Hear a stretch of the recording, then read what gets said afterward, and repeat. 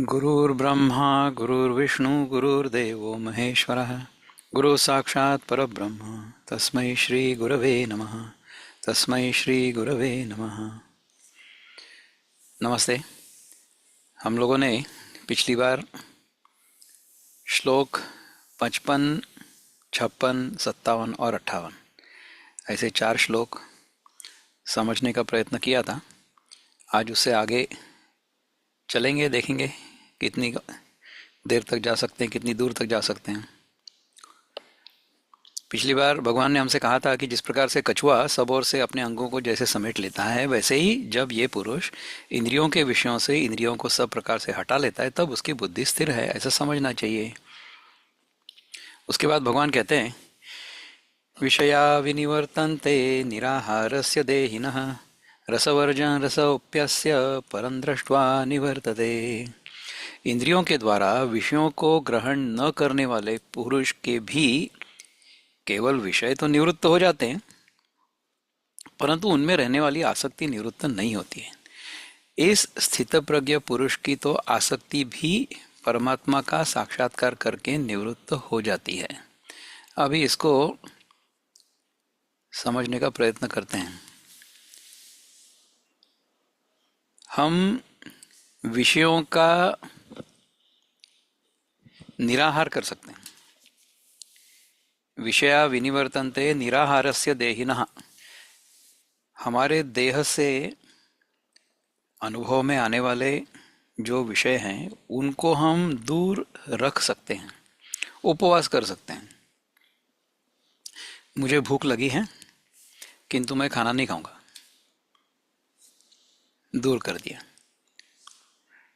मुझे अगर कोई वस्तु देखनी नहीं है, मैंने अपनी आंखें बंद कर दी। मुझे अगर कुछ सुनना नहीं है, मैंने अपने कान बंद कर लिए। मुझे विषयों से दूर रहकर उनका उपवास और उनसे उपवास या उनसे वैराग्य करना संभव है, किंतु उनके बारे में चिंतन होते रहेगा मन में। मराठी में हमारे यहाँ एक कहावत है, एकादशी दुप्पट खाशी। एकादशी के दिन जो उपवास होता है, उस दिन उपवास की सामग्री, फरियाली सामग्री आवश्यकता से दुगनी खाई जाती है, ऐसा कहा जाता है। ऐसा होता भी है। मुझे अगर उपवास करना है, मुझे अगर आज दिन भर उपवास करना है, तो मेरा कैसा होगा? मैं दाल चावल नहीं खा सकता हूँ, तो फिर फल खाऊं। विनोबा कहते हैं कि फलाहार सात्विक तो है, किंतु उसको भी यथेच्छ नहीं करना चाहिए। जितनी आवश्यकता है उतना करो। यदि हम अपनी आवश्यकता से अधिक कुछ भी ग्रहण करेंगे, उसका अर्थ क्या होगा? उसका अर्थ ये होगा कि हमें उस विषय में आसक्ति है, क्योंकि हमने उसे आवश्यकता से अधिक ग्रहण किया। आवश्यकता तो नहीं थी, किंतु ग्रहण किया। ये हमारी आसक्ति दर्शाता है। इसमें समस्या क्या है, मैं समझाता हूँ। यदि हम किसी विषय को ग्रहण करते हैं और उस विषय के ग्रहण करने से हमें सुख की अनुभूति होती है, उसके बाद वही सुख हमें बार बार मिले, ये इच्छा होती है। इसको कहते हैं स्पृहा। स्पृहा याद है ना? दुखेशु अनुद्विग्न मना सुखेशु विगत स्पृहा। जब तक हमारे मन में विषयों के प्रति राग है, आसक्ति है, इच्छा है, तब तक परमात्मा का दर्शन असंभव है। यदि हम विषयों के पीछे भागेंगे तो हमने विषयों को सत्य मान लिया है। विषयों से इंद्रियों के संपर्क होने के बाद जो सुख की अनुभूति होती है, उस सुख की अनुभूति को सत्य माना है। अनुभूति होती तो है, किंतु कुछ समय बाद वो अनुभूति समाप्त हो जाती। अपने जीवन के बारे में सोचो। हमारे जीवन में कई ऐसे प्रसंग आए जिनमें हमें सुख की अनुभूति हुई। हर रोज होती है, एवरीडे। भूख लगती है, दुख की अनुभूति होती है। खाना खाते हैं, भूख लगने के बाद पेट भर जाता है, सुख की अनुभूति होती है। दुख की अनुभूति भी मुझे ही हुई और सुख की अनुभूति भी मुझे ही हो रही है। भगवान ने पहले क्या कहा था? मात्रा स्पर्शस्तु कौन्तेय शीतोष्ण सुख दुखदा आगमा अपायिना अनित्या। वो आते हैं और जाते हैं, सुख और दुख दोनों आते हैं और जाते हैं। कायम हमेशा के लिए नहीं टिकते हैं, वो कायम स्वरूपी नहीं रहते हैं वो। यदि हम ये समझ लें अच्छी तरह से,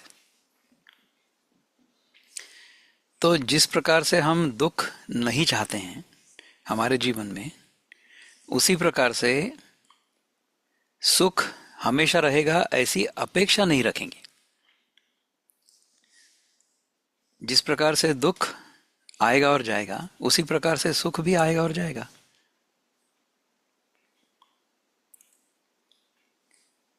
हमें ऐसा भ्रम है कि जब विषयों का इंद्रियों से संपर्क होता है और सुख की अनुभूति होती है, तो ये सुख हमें उस विषय ने दिया। ये हमारा भ्रम है। ऐसा नहीं होता है। जिस समय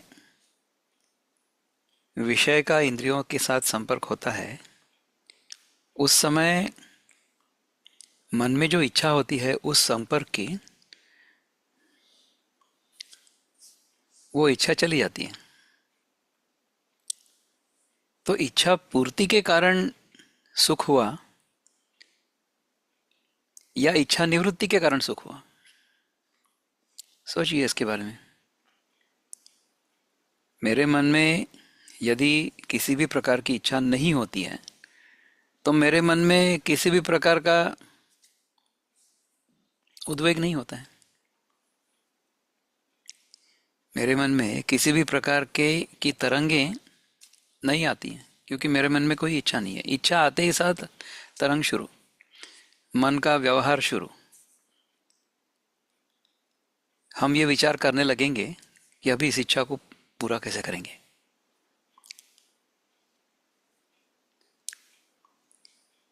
इच्छाओं की पूर्ति से सुख नहीं होता है, इच्छाओं की निवृत्ति से सुख होता है। पूर्ति और निवृत्ति एक ही क्षण होती है। इसलिए हमें लगता है कि इच्छा पूर्ति के कारण सुख हुआ, इच्छा निवृत्ति के कारण सुख हुआ था। हमें अगर हमेशा सुख में रहना है तो क्या करना होगा? इच्छाओं की पूर्ति। ऐसा कौन है इस जगत में जिसकी सारी इच्छाएं पूरी हो गई हों? सारी इच्छाएं तो भगवान राम की भी नहीं हुई थी। उनके जीवन में कितने कठिन प्रसंग आए। उनकी इच्छा रही होगी मैं राजा बन जाऊं, कल सुबह मेरा राज्याभिषेक होने वाला है, किंतु मुझे कहा जाता है कि आप वनवास जाओ 12 साल। इच्छा तो पूरी नहीं हुई। वनवास में थे, उनकी इच्छा ऐसी रही होगी कि मेरी पत्नी को कोई उठा के ले जाएगा। ऐसी इच्छा तो उनकी नहीं रही होगी, किंतु उनकी पत्नी को रावण उठा के ले गया। हमारी इच्छानुसार जीवन चलेगा, ऐसी अपेक्षा करना ही व्यर्थ है। यदि हम इस अपेक्षा में जिएंगे कि हमारी सारी इच्छाएं पूरी होती रहेंगी और इच्छा पूर्ति के कारण हम सुखी होते रहेंगे, तो हमसे मूर्ख, हमसे मूढ़, विशेष मूढ़, विमूढ़ कोई नहीं है।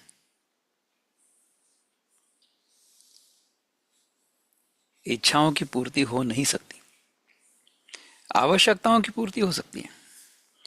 आवश्यकताओं की पूर्ति हर जीव करता है, करनी चाहिए, और ये उसका अधिकार भी है। किंतु आवश्यकता से अधिक विषयों का ग्रहण करना, ये बंधन का कारण है। इसमें हम फंस जाते हैं। उनसे छूटने के लिए विषयों को हम दूर तो कर सकते हैं, किंतु विषयों के, इंद्रियों के संयोग से जो सुख की अनुभूति भूतकाल में हुई थी, उसकी स्मृति अभी भी हमारे मन में हमने पकड़ रखी है। So we have held on to the memory of the pleasure we got when our sense organs came in contact with sense objects in the past.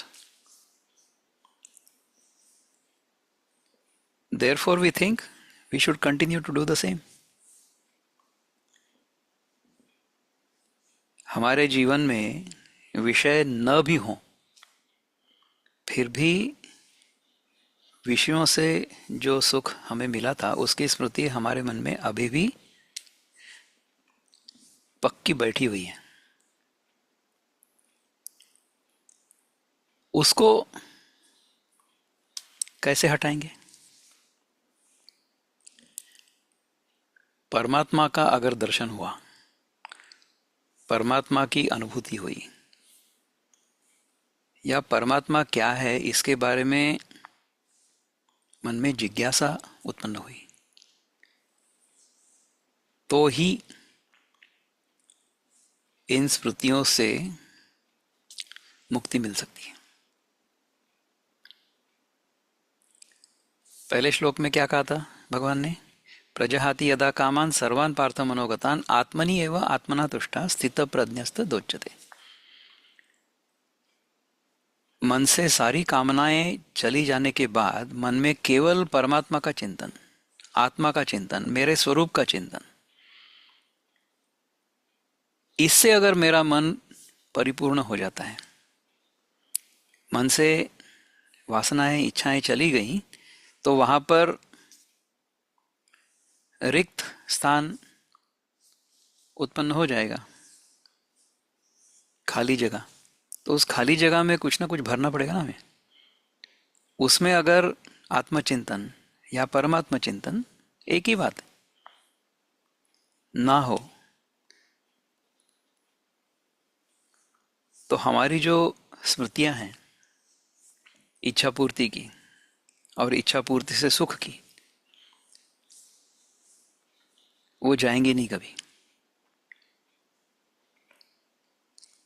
ये भक्ति के मार्ग से भी हो सकता है, भगवान का चिंतन, भगवान का नाम जप, उससे हो सकता है। या फिर ये अगर समझ आए कि मेरे अनुभव में जो जगत आ रहा है वो अनित्य है, हमेशा बदल रहा है, हर क्षण बदल रहा है, तो उससे मुझे चिरंतन सुख की प्राप्ति नहीं हो सकती है। चिरंतन सुख की प्राप्ति केवल जो चिरंतन वस्तु है उसी से हो सकती है, और वो एक ही वस्तु है। उसे आप आत्मा कहो या परमात्मा कहो। जिस समय परमात्मा से हमारा मन पूरी तरह भर जाएगा, उस समय विषयों की स्मृति भी हमारे मन से चली जाएगी। उपवास करके देख लो, कुछ दिनों के बाद ऐसा लगेगा कि बहुत दिन में ना मैंने वो चीज़ नहीं खाई या वो चीज़ नहीं पी, तो जिस दिन सामने आ जाएगी उस दिन उसको ऐसे खाओगे या ऐसे पियोगे कि उसके बाद में उसका नशा हो जाएगा। हो सकता है क्योंकि वो स्मृति अभी तक है। उसके बारे में पूर्ण वैराग्य अगर नहीं आया तो परमात्मा परमात्मा की प्राप्ति नहीं हो सकती।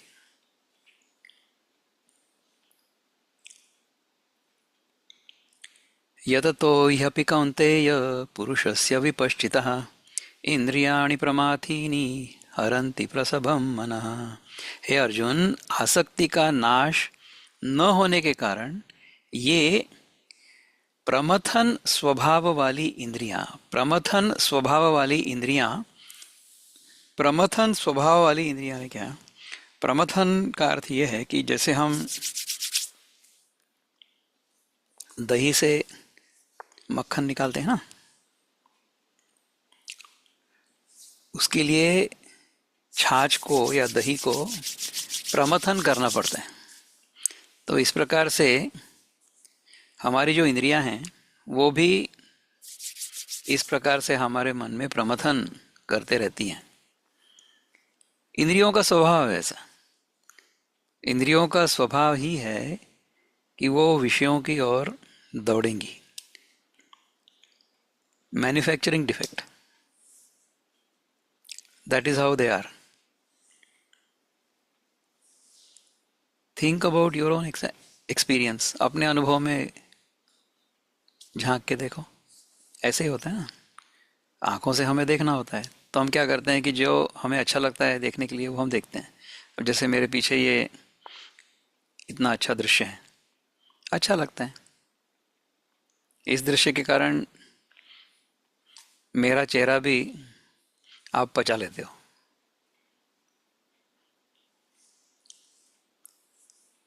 आंखों से हमें देखने के लिए अच्छा लगता है, कानों से सुनने के लिए अच्छा लगता है। मैं धीमे स्वर में बात कर रहा हूँ तो अच्छा लग रहा है। मैं अगर चिल्लाने लगा तो अच्छा नहीं लगेगा। तो हमारी इंद्रियों का ये स्वभाव हो गया है कि कुछ विषय हमें अच्छे लगते हैं जिनको हम प्राप्त करना चाहते हैं, और कुछ विषय हमें अच्छे नहीं लगते हैं जिनसे हम दूर भागना चाहते हैं, जिनसे हम पीछा छुड़ाना चाहते हैं। नहीं चाहिए। इंद्रियों का स्वभाव है। इसके कारण ये मन में हमेशा एजिटेशन, चर्निंग करते रहेंगे। आसक्ति का नाश न होने के कारण ये प्रमथन स्वभाव वाली इंद्रियां यत्न करते हुए भी, यत्न करते हुए बुद्धिमान पुरुष के मन को भी बलात् हर लेती हैं। बुद्धिमान पुरुष के मन को भी बलात्, बलात् मीन बलपूर्वक हरण करती हैं। हरण यानी अपहरण, hijack. So these sense organs will hijack our mind. Whose mind? Even if someone is very intelligent, अपने आप को बहुत शाना समझते हैं, फिर भी उसकी इंद्रियां उसके मन को हरण कर लेंगी, उसकी बुद्धि को हरण कर लेंगी। उनका ये स्वभाव ही है। ऐसा हमारे साथ होना चाहिए? I hope not. तानि सर्वाणि संयम्य युक्त आसीत मत्परः वशे हि यस्येन्द्रियाणि तस्य प्रज्ञा प्रतिष्ठिता। इसलिए साधक को चाहिए कि वो उन संपूर्ण इंद्रियों को वश में करके समाहित चित्त हुआ मेरे परायण होकर ध्यान में बैठे। क्योंकि जिस पुरुष की इंद्रियां वश में होती हैं उसी की बुद्धि स्थिर हो जाती है। अभी पिछले श्लोक में क्या बताया कि ये इंद्रियां जो हैं ये मन में हमेशा मंथन, एजिटेशन तैयार करेंगी। यदि हमें परमात्मा का ध्यान करना है परमात्मा तक पहुंचना है, परमात्मा के दर्शन करने हैं, परमात्मा से एक रूप होना है, तो हमें इन इंद्रियों को वश में रखना आवश्यक होगा। किस प्रकार? जिस प्रकार कूर्म, कछुआ, अपनी इंद्रियों को अंदर खींच लेता है, समेट लेता है संकट के समय, तो हमारे जीवन में संकट क्या है? हमारे जीवन में संकट है जगत, जगत के विषय और उनके प्रति हमारी आसक्ति। जगत में संकट नहीं है, जगत में हमारे मन में जो महत्व है जगत के बारे में, वो महत्व समस्या है। जगत में कोई समस्या नहीं है, जगत ईश्वर ने बनाया हुआ है, मस्त चल रहा है। द वर्ल्ड इज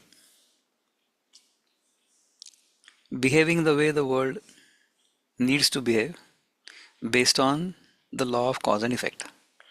इस जगत में जो कुछ भी हो रहा है वो कर्म सिद्धांत के अनुसार, कार्य कारण सिद्धांत के अनुसार हो रहा है। इस क्षण जो हो रहा है, इसके पहले सारे क्षणों में जो हो चुका है, उनके कारण इसके बाद वाला क्षण जैसा होगा वैसा होगा, according to the law of cause and effect. इसमें कोई भी कुछ भी नहीं कर सकता। उनमें आसक्त न होकर, उनमें आसक्त न होकर हम ध्यान करेंगे तो ही ध्यान होगा, इंद्रियों को वश में करके।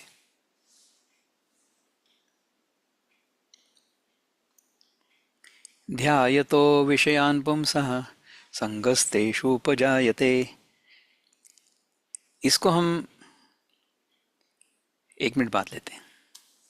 अभी तक हमने जो चिंतन किया इंद्रियों को वश में रखने के बारे में, भगवान ने हमें जो बताया उसके बारे में कुछ प्रश्न है हमारे मन में या कुछ चिंतन करना है? जब तक इंद्रिय हमारे वश में नहीं रहेंगे तब तक परमात्मा का दर्शन नहीं होगा। तो पहले भगवान ने बताया कि स्थितप्रज्ञ पुरुष के लक्षण क्या हैं, क्या प्रकट होने से स्थितप्रज्ञ जो है वो प्रकट होगा। अभी पिछले 3-4 श्लोकों में क्या बताया कि क्या करने से नहीं होगा। तो पॉजिटिव एंड नेगेटिव, सकारात्मक और नकारात्मक, दोनों दृष्टिकोणों से भगवान हमें समझा रहे हैं कि स्थितप्रज्ञ कैसा होना चाहिए, स्थितप्रज्ञ होने के लिए हमने क्या करना चाहिए और क्या नहीं करना चाहिए, दोनों बताएं, विधि एंड निषेध बोथ। आगे जाएंगे, let's go to the next one. ध्यायतो विषयान् पुंसः संगस्तेषुपजायते संगात् संजायते कामा कामात् क्रोधोऽभिजायते क्रोधात् भवति सम्मोहः सम्मोहात् स्मृतिविभ्रमः स्मृतिभ्रंशात् बुद्धिनाशो बुद्धिनाशात् प्रणश्यति। ये श्लोक है। विषयों का चिंतन करने वाले पुरुष की उन विषयों में आसक्ति हो जाती है, आसक्ति से उन विषयों की कामना उत्पन्न होती है और कामना में विघ्न पड़ने से क्रोध उत्पन्न होता है। क्रोध से अत्यंत मूढ़ भाव उत्पन्न हो जाता है, मूढ़ भाव से स्मृति में भ्रम हो जाता है, स्मृति में भ्रम हो जाने से बुद्धि अर्थात ज्ञान शक्ति का नाश हो जाता है और बुद्धि का नाश हो जाने से यह पुरुष अपनी स्थिति से गिर जाता है। फिर से एक बार इसको समझेंगे अच्छी तरह से। ध्यायतो विषयान् पुंसा, विषयों का हम अगर ध्यान करेंगे, विषयों के बारे में हम सोचेंगे, तो क्या होगा? उनके साथ हमारा संग हो जाएगा, हम उसके साथ चिपक जाएंगे, उसके साथ हम आसक्त हो जाएंगे। हम उसी का ध्यान कर रहे हैं, जिसका हम ध्यान करते हैं वही हमारे मन में हमेशा रहता है, उससे हम आसक्त हो जाएंगे। ध्यायतो विषयान् पुंसा संगस्ते शुपजायते संगात संजायते कामा। यदि हम किसी वस्तु, व्यक्ति, देश, काल, परिस्थिति के बारे में हमेशा सोचेंगे तो वो हमारे पास हो ऐसी कामना हमारे मन में तैयार हो जाएगी। ध्यायतो विषयान् पुंसा संगस्तेषु उपजायते संगात संजायते कामः। कामना उत्पन्न हो जाएगी। कामात क्रोधो भी जायते। कामना यदि पूरी नहीं होती है तो क्रोध आ जाएगा, क्यों नहीं हुआ ये। हमारे मन में ये भी आ सकता है कि किसी व्यक्ति के कारण हमारी कामना पूर्ण नहीं हुई, उस व्यक्ति के बारे में हमारे मन में क्रोध आ जाएगा। क्रोध आने के बाद क्या होता है? क्रोधात भवति सम्मोहः। क्रोध आने के बाद हम मोहित हो जाते हैं। मोहित कैसे हो जाते हैं? मैं कौन हूं इसका बोध मेरे मन से चला जाता है। अर्जुन के मन में क्रोध था कौरवों के प्रति,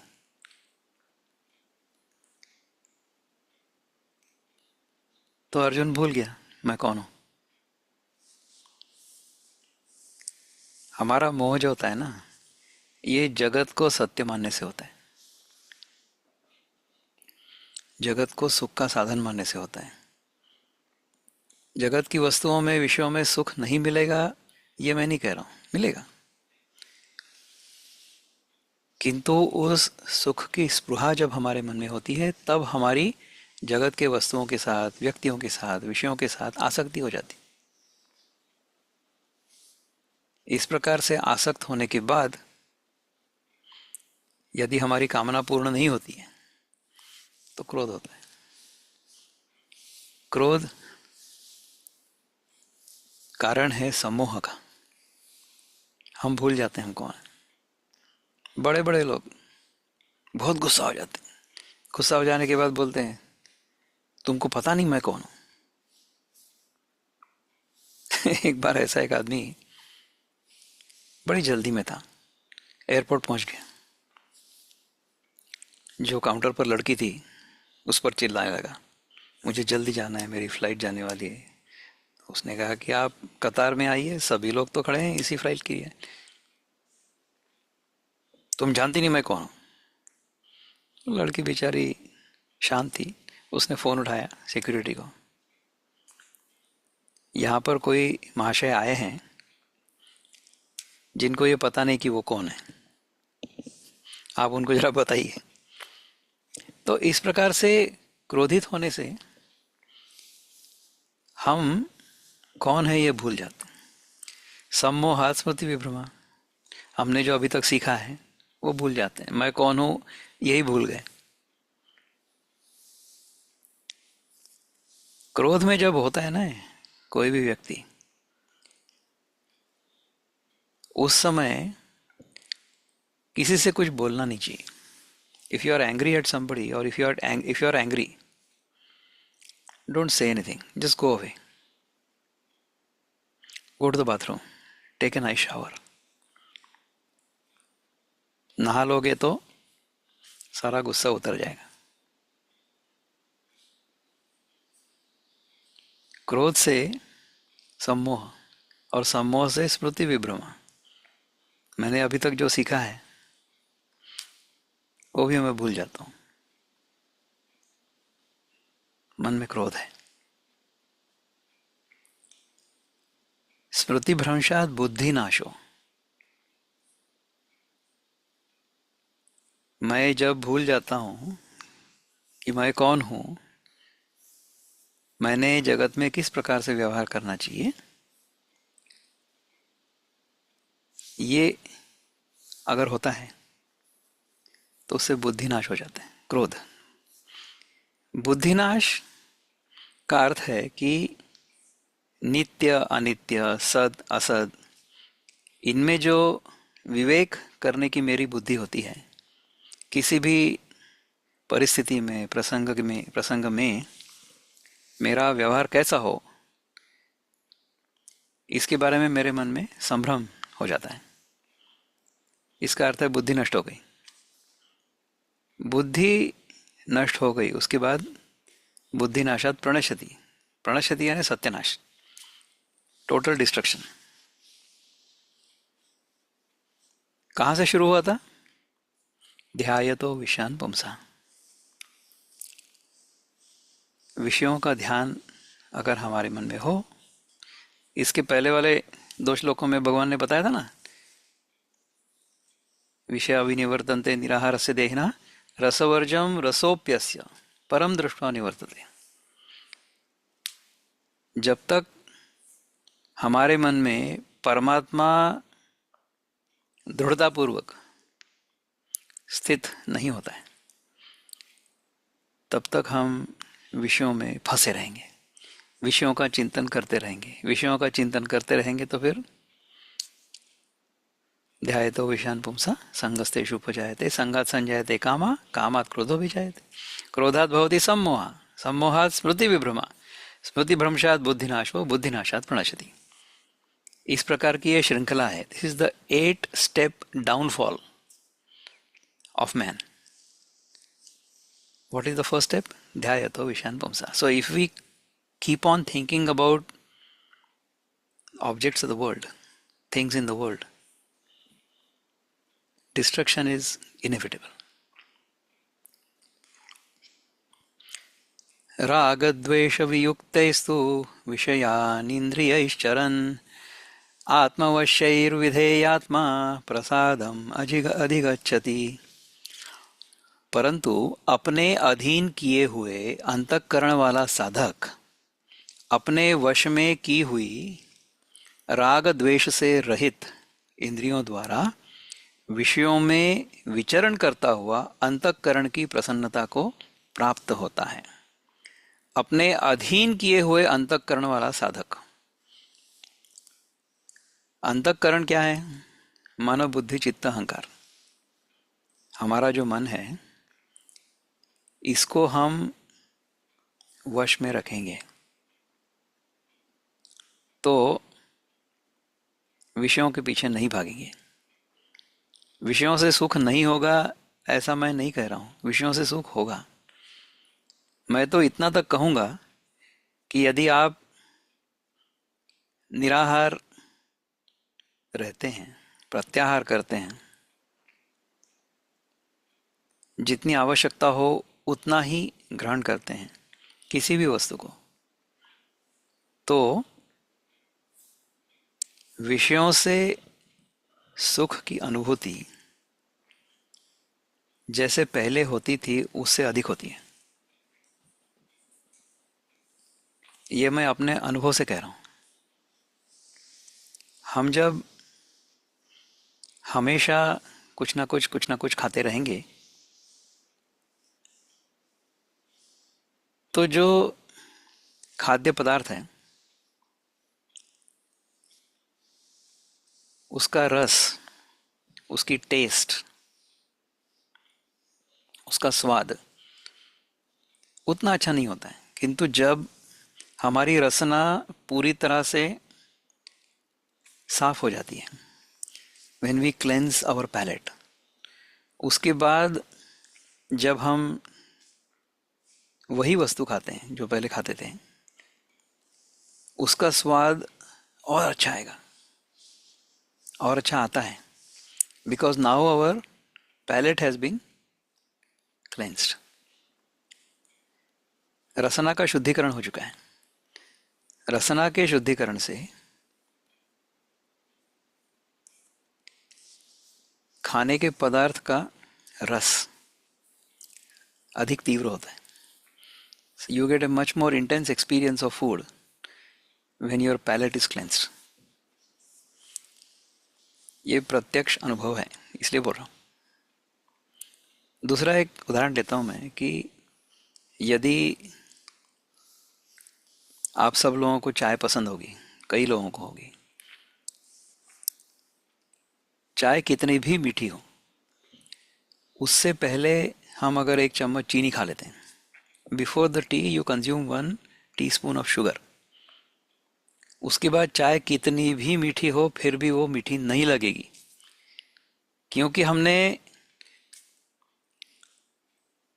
मधुर रस ग्रहण करने का हमारा जो केंद्र था हमारे रसना में, उसको सैचुरेट कर दिया। उसकी मधुर रस ग्रहण करने की क्षमता को हमने ओवरवेल्म कर दिया। मधुर रस ग्रहण करने की हमारी क्षमता पूरी हो गई क्योंकि हमने चीनी खा ली। उसके बाद जब हम चाय पियेंगे, वो तो मीठी थी, है, रहेगी, किंतु उसका जो मीठा स्वाद होगा वो हमें नहीं पता चलेगा, क्योंकि हमने हमारी रसना को चीनी से ढक दिया है।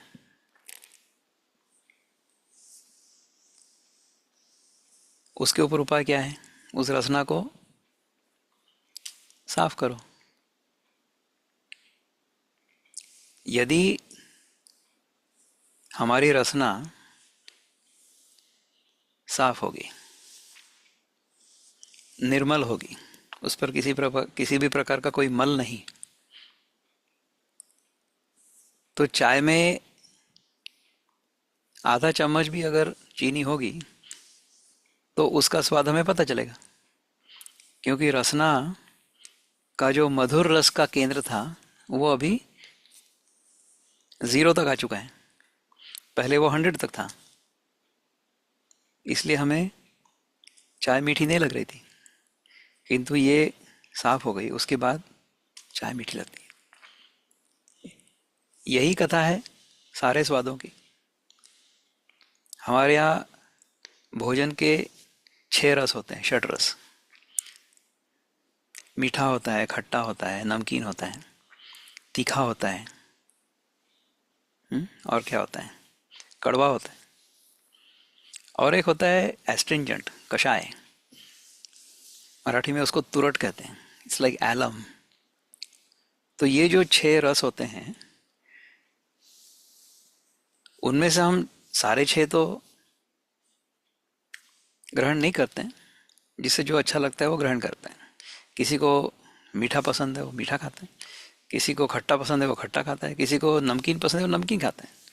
किंतु ये जो 3 रस हैं दूसरे, बचे हुए 3 कौन कौन से हैं? कड़वा है, तीखा है, कुछ लोगों को तीखा भी अच्छा लगता है, पर कड़वा और कषाय, एस्ट्रिंजेंट, वो उतना पसंद नहीं आता है लोगों को, तो उसका ग्रहण ही नहीं होता है। हमारी अगर रसना पूर्णतः शुद्ध है तो इन सारे रसों का ज्ञान हमें पहले जैसे होता था उससे कहीं अधिक तीव्रता से होगा। फिर क्या करेंगे हम? हमारे लिए जो उपयुक्त है उसी को ग्रहण करेंगे। ये बुद्धि भी हमारे मन में विकसित हो जाती है। इस प्रकार से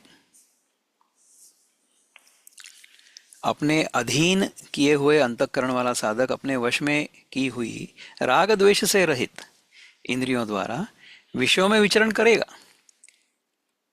विषयों में विचरण करते हुए भी उनमें आसक्त नहीं होगा। मुझे अगर ये अनुभव हुआ है या होता है कि रसना शुद्ध होने से मुझे भोजन के रस में अधिक तीव्रता से सुख की अनुभूति होती है,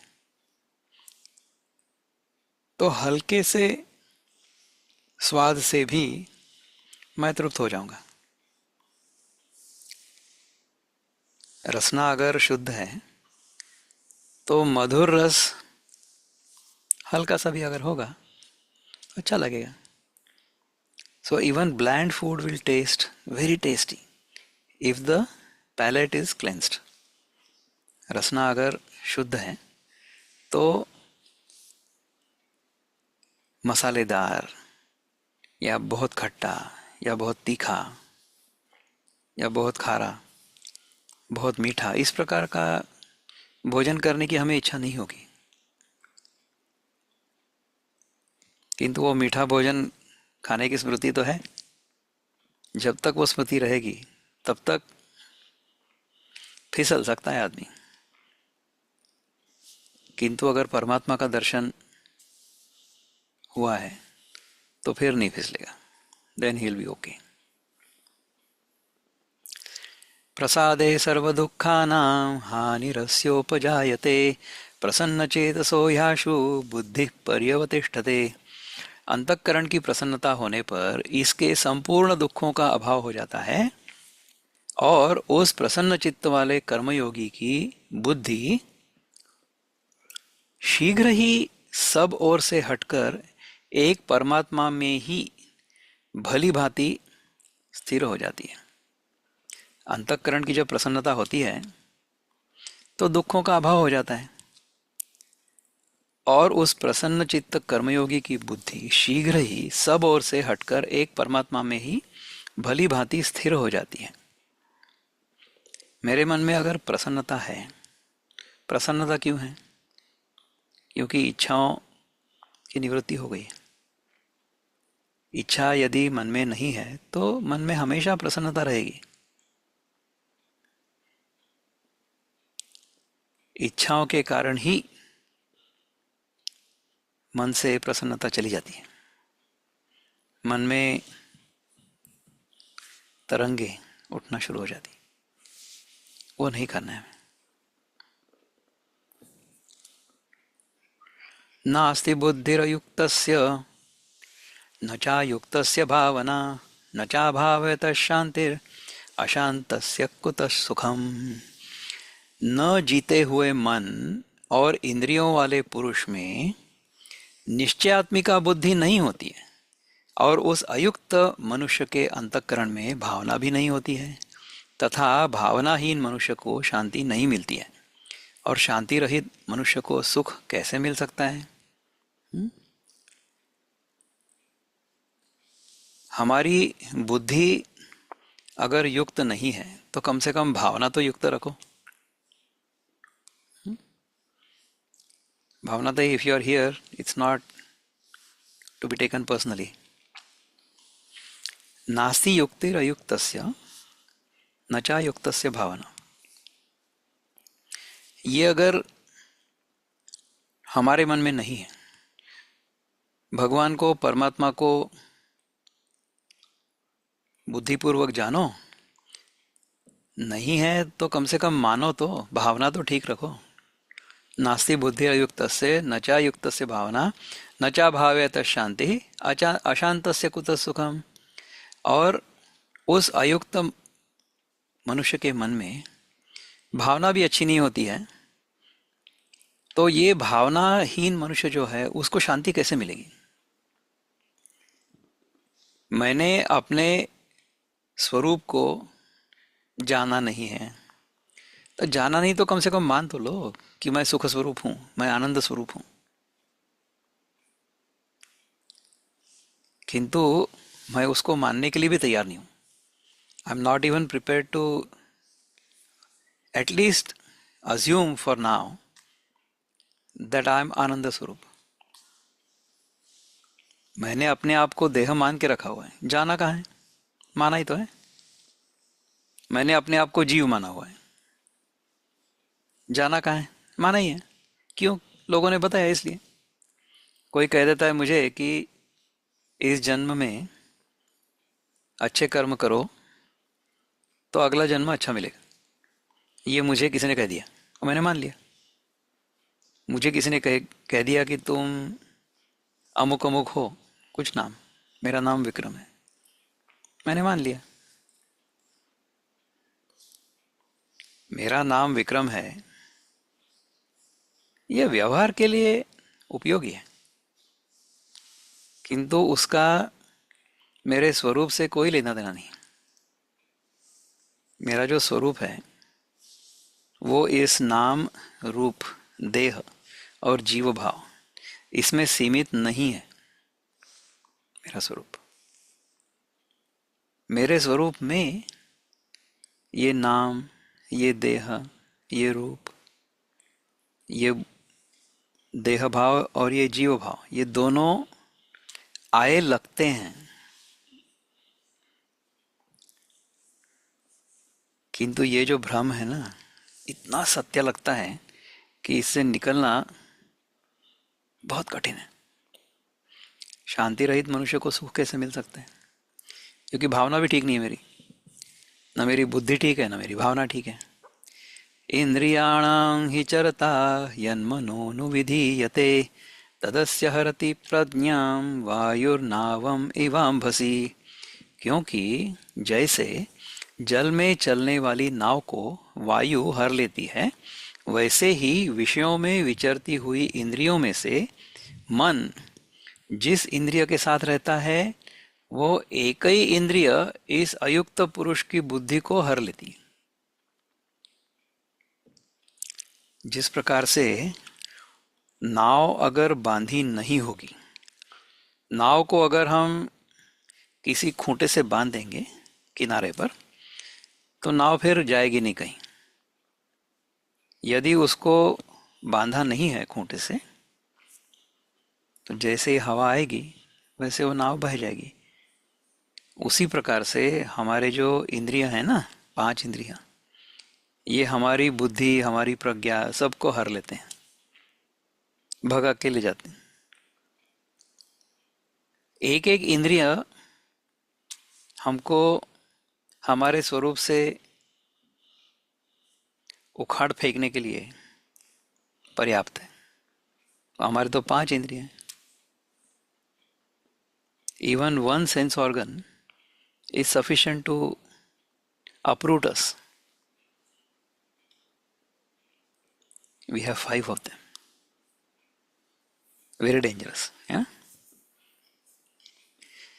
तस्माद्यस्य महाबाहो निगृहीतानि सर्वशः इंद्रियाणीन्द्रियार्थेभ्यः तस्य प्रज्ञा प्रतिष्ठिता। ये इंद्रियाणीन्द्रियार्थेभ्यः तस्य प्रज्ञा प्रतिष्ठिता पहले भी आया था, याद है?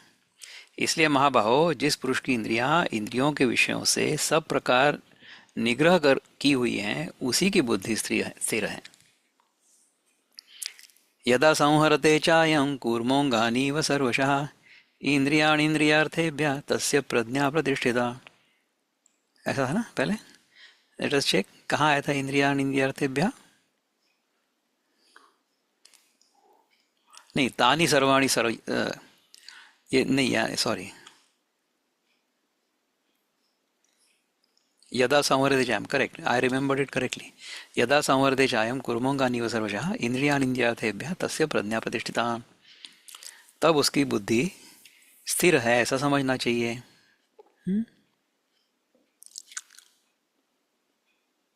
इसलिए है महाभाव, जिस पुरुष की इंद्रियां इंद्रियों के विषयों से सब प्रकार निग्रह की हुई हैं, उसी की बुद्धि स्थिर है। उसी को उन्होंने फिर एक बार कहा है। जब हमें कुछ सीख देनी होती है ना, तो भगवान हमको वही सीख बार बार देते हैं। कूर्म के बारे में, कछुए के बारे में जिस प्रकार से हमें समझाया था, उसी को यहाँ फिर से दोहरा रहे हैं। उसके बाद वाला ये जो श्लोक है ना, ये मेरा सबसे फेवरेट श्लोक है। या निशा सर्वभूतानां तस्यां जागर्ति संयमी यस्यां जागृति भूतानि सा निशा पश्यतो मुनेः। संपूर्ण प्राणियों के लिए जो रात्रि के समान है, उस नित्य ज्ञान स्वरूप परमानंद की प्राप्ति में स्थित प्रज्ञ योगी जागता है, और जिस नाशवान सांसारिक सुख की प्राप्ति में सब प्राणी जागते हैं, परमात्मा के तत्व को जानने वाले मुनि के लिए वह रात्रि के समान है। जो मनुष्य रात को जागता है वो मुनि है, जो सो जाता है वो मनुष्य है। इसका अर्थ ऐसा है कि हमारे सोसाइटी में जो वॉचमैन है वो मुनि है, क्योंकि वो रात भर जागता है। ये इसका अर्थ नहीं है। जगत के वस्तुओं के बारे में यदि मेरे मन में महत्व है, जागृत अवस्था में मुझे जो अनुभव आता है उस अनुभव के बारे में मेरे मन में महत्व है, और मैं उन वस्तुओं के पीछे भाग रहा हूं, इसका अर्थ यह है कि मैं सोया हूं। क्यों सोया हूं? किसके प्रति सोया हुआ हूं? मेरे अपने स्वरूप के प्रति। जब तक मेरे मन में जगत के वस्तुओं के बारे में महत्व होगा तब तक मेरे अपने स्वरूप के बारे में मैं सो रहा हूं। जिस क्षण मुझे अपने स्वरूप के बारे में जिज्ञासा उत्पन्न होगी, जब मैं अपने स्वरूप को जानने के लिए उत्सुक होऊंगा, जब उस दिशा में मैं प्रयत्नशील रहूंगा, जब मुझे अपने स्वरूप का बोध हो जाएगा, तो क्या होगा? जगत के वस्तु विषयों के बारे में मैं सो जाऊंगा। उसमें मुझे किसी भी प्रकार की कोई भी रुचि नहीं होगी। जिसके मन में जगत के वस्तुओं के प्रति रुचि है वो अभी भी सोया हुआ है। किंतु जो स्थित प्रज्ञ है वो जगत के वस्तुओं के बारे में सोया हुआ है और अपने स्वरूप के बारे में जागा हुआ है। आपूर्यमाणम अचल प्रतिष्ठम समुद्रमापः प्रविशन्ति यद्वत् तद्वत् कामायं प्रविशन्ति सर्वे स शांतिमाप्नोति न काम कामी। जैसे नाना नदियों के जल सब ओर से परिपूर्ण अचल प्रतिष्ठा वाले समुद्र में उसको विचलित न करते हुए भी समा जाते हैं, वैसे ही सब भोग जिस स्थित प्रज्ञ पुरुष में किसी प्रकार का विकार उत्पन्न किए बिना ही समा जाते हैं, वही पुरुष परम शांति को प्राप्त होता है, भोगों को चाहने वाला नहीं। जिस प्रकार से सारी नदियां समुद्र में जाती हैं किंतु समुद्र में कुछ नहीं होता, उसी प्रकार से जिसकी प्रज्ञा स्थित हो चुकी है उसमें कामनाएं आएंगी, किंतु वहां जाने के बाद वो घुल जाएंगी। जो कामकामी है, कामकामी का अर्थ है कामनाओं की इच्छा करने वाला। कामनाओं से मुझे सुख मिलेगा ऐसे भ्रम में जो रहता है उसको इस प्रकार की शांति का अनुभव नहीं आएगा। जो स्थित प्रज्ञ है उसको हमेशा शांति की अनुभूति होगी। कामनाएं उसके मन में आएंगी किंतु वो कामनाएं पूरी तरह से उसके मन में घुल जाएंगी। जिस प्रकार से नदियां समुद्र में जाने के बाद नदी का हमें पता ही नहीं चलता है। गंगा जब सागर में जाती है तब गंगा बचती है क्या? सागर ही हो जाती है। जो स्थित प्रज्ञ है उसके मन में सब भोग किसी भी प्रकार का विकार उत्पन्न किए बिना ही समा जाते हैं, वही पुरुष परम शांति को प्राप्त होता है, भोगों को चाहने वाला नहीं। विहाय कामान्य सर्वान् पुमांश्चरति निस्पृहः निर्ममो निरहंकारः स शांतिम अधिगच्छति। जो पुरुष संपूर्ण कामनाओं को त्याग कर ममता रहित, अहंकार रहित और स्पृहा रहित हुआ विचरता है वही शांति को प्राप्त होता है, अर्थात वह शांति को प्राप्त है। विहाय कामान्य सर्वान् पुमांश्चरति निस्पृहा निर्ममो निरहंकारा। निर्ममो निरहंकारा क्या है कि हमारे मन में न ममता है न अहंता है। ममता नाम के किसी व्यक्ति के पीछे मत जाओ। ये शरीर मेरा है ये सारी वस्तुएं मेरी है, ऐसा लगना, इसको कहते हैं ममता। जगत की सारी वस्तुओं के बारे में इस प्रकार का भाव हमारे मन में हो सकता है, किंतु हमारे देह के बारे में क्या भाव है हमारा? ये देह मेरा है, ये भाव भी है, और ये देह ही मैं हूं, ये भी भाव है। इसको कहते हैं अहंता। ममता means possessions and ahanta means my delusion that this is me, ये मैं ही देह हूं, या देह मैं ही हूं। देह के बारे में ऐसा होता है। तो इस प्रकार की ममता और अहंता जब तक हमारे मन में है, तब तक हमें शांति नहीं मिलेगी। किंतु जो पुरुष संपूर्ण कामनाओं को त्याग कर ममता रहित और अहंकार रहित और स्पृहा रहित, स्पृहा के बारे में हमने बात की हुई है ऑलरेडी, विचरता है, वही शांति को प्राप्त होता है, अर्थात वह शांति को प्राप्त है। एषा ब्राह्मी स्थिति पार्थ नैनां प्राप्य विमुह्यति स्थित्वा स्यामंत कालेपि ब्रह्म निर्वाण मृच्छति। हे अर्जुन, यह ब्रह्म को प्राप्त हुए पुरुष की स्थिति है। इसको प्राप्त होकर योगी कभी मोहित नहीं होता और अंतकाल में भी इस ब्राह्मी स्थिति में स्थित होकर ब्रह्मानंद को प्राप्त हो जाता है। ओम तत्सदिति श्रीमद्भगवद्गीतासु उपनिषत्सु ब्रह्म विद्यायां योगशास्त्रे श्रीकृष्णार्जुन संवादे सांख्य योगो नाम द्वितीयोऽध्यायः। श्रीकृष्णार्पणमस्तु। तो देखो, इस प्रकार की जो ब्राह्मी स्थिति है, इसको प्राप्त होने के बाद फिर वो साधक जो है, वो योगी जो है, वो मोहित नहीं होगा। Once we have tasted the sweetness of honey, मध, मधु या शहद, उसकी मधुरता जब हम चख लेते हैं, उसके बाद जो सस्ती वाली शुगर कैंडी होती है, चीनी की गोली, वो अच्छी लगेगी। क्यों? क्योंकि हमने मधु या शहद, हनी, इसका स्वाद चख लिया है।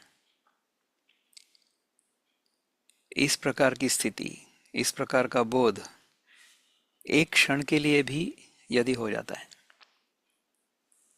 शरीर छोड़ने से एक क्षण पूर्व यदि हो जाता है, even if you get this experience for a moment before you leave the body, उसके बाद फिर देह धारण करने की कोई आवश्यकता नहीं है।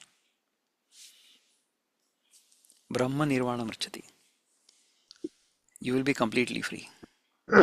बताइए समीर जी। Sorry to this particular shloka, whom is it intended for?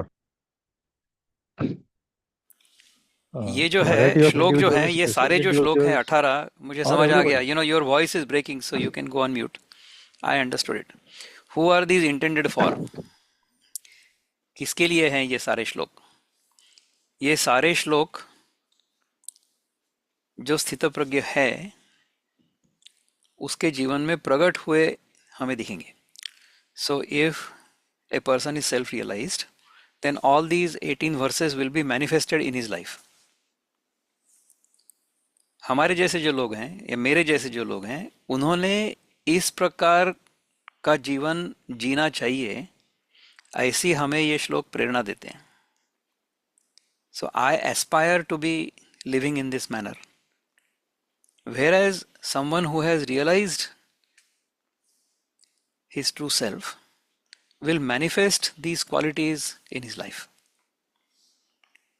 स्थित प्रज्ञ कौन है मुझे नहीं पता। विनोबा कहते हैं कि पुंडलिक जो भक्त था वो स्थित प्रज्ञ था। उसके घर विठल भगवान गए थे, किंतु विठल भगवान को पुंडलिक ने कहा कि भैया आप रुक जाओ वहीं पे, मैं अभी व्यस्त हूँ, मेरे माता पिता की सेवा कर रहा हूँ। माता पिता की सेवा करते हुए उसको इस प्रकार के सुख की अनुभूति हो रही थी कि उसने प्रत्यक्ष भगवान सगुण साकार रूप में उसके घर आए, उनको उसने कह दिया कि बाहर रुको। तब से वो बेचारे भगवान वहीं रुके हुए हैं, कमर पे हाथ धरे हुए।